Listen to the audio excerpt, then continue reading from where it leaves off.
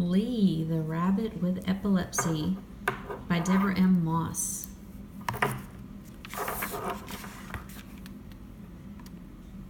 Lee and her grandpa Jake were fishing on the riverbank.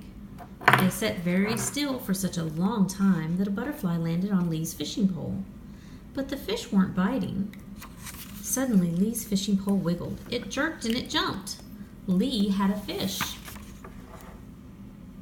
"Quick," Grandpa shouted. "It's getting away." But Lee didn't answer. Just the tip of her ears twitched. "What's wrong? Are you sleeping?" Grandpa shouted again. Lee's eyes were wide open, but she didn't even blink. Then the fish pulled hard. It jumped in the air. That fish pulled Lee's fishing pole right into the water. Grandpa grabbed for the pole a little too slowly. Then he tripped on a log and fell in the river. Splash! When Grandpa climbed out again, spitting and sputtering, Lee was just sitting there, shaking with laughter. "Grandpa," Lee asked, "what are you doing? You'll scare all the fish away splashing like that." At supper that evening, Grandpa Jake told Lee's parents how the big fish swam away with Lee's pole. "What fish?" Lee asked with a frown on her face. "What do you mean? I don't remember anything." Lee's father laughed and tickled her chin. "Don't be silly," he said. "You can tell us what happened." "We aren't mad at you, Lee, for losing your pole."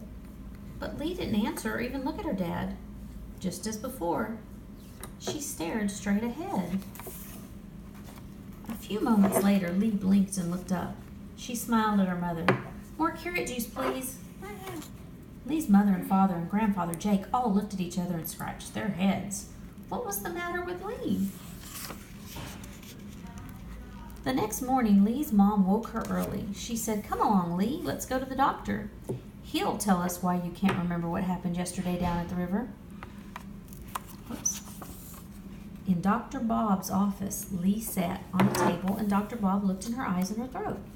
He tapped on her knees with a soft rubber hammer and asked Lee's parents all about her. Then Dr. Bob said that he wanted to see what was going on inside Lee's brain. "I'll just paste some wires onto your head. It won't hurt a bit," Dr. Bob promised, "and the paste will come right off." The paste on Lee's head felt sticky and cold, but Lee didn't mind it at all. She lay very still and looked at the ceiling, and soon Dr. Bob was through with the test. "Am I okay?" Lee asked him. "What did my brain tell you?" "Lee, you have epilepsy," Dr. Bob said. "Some people call it a seizure disorder." Then I should bite you. Lee was too scared to ask any questions, but Dr. Bob explained. He said, "Your brain and your body are filled with millions of tiny cells, like little batteries.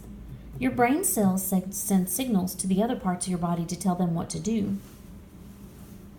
When you have epilepsy, your brain sometimes sends out mixed up messages so you can't move or think or do things quite right for a little while. That's called having a seizure." Lee wrinkled her forehead. "I'm mixed up right now. Does that mean I'm having a seizure?" Dr. Bob laughed and gave Lee a hug. "No, Lee. When you have a seizure, you have a staring spell, just like you had at the river. Your eyes stay wide open, but you can't see, hear, or talk." Dr. Bob went on. "There are all different kinds of seizures, too. Some seizures make you fall down and shake all over. Some seizures make just one arm or a leg shake. And other seizures make everything look or sound strange to you for a moment." Lee's eyes grew round as the clock on the wall. "Will I have those kind of seizures too?" she asked. Dr. Bob smiled. "I don't think so," he said. "But if you did, I could give you some medicine to help you."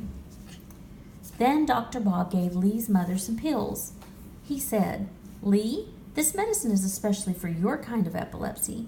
If you take it every day, it will help stop your seizures." "Thank you," Lee told him, but she was still worried.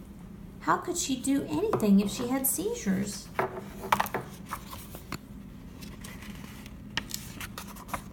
A couple of days passed and the weather got colder. Then Grandpa gave Lee a new fishing pole. I can't use this, Lee said. What if I lose it? I could have a seizure again. But Grandpa wouldn't take no for an answer, and soon they were back at the river. They sat very still and whispered so softly you could have heard a pine needle drop. But the fish weren't biting. Suddenly, Grandpa's fishing pole wiggled. It jerked and it jumped. He had a fish. Lee looked at her grandpa, but this time he was asleep. If she didn't act fast, the fish would escape. Lee ran to her grandpa and grabbed for his pole. She yelled and she shouted to wake him up. Grandpa opened his eyes and let out a whistle. Then they reeled in the fish together. After they took the fish off the hook, Grandpa gave it to Lee to hold. I knew you could do it, he said with a wink.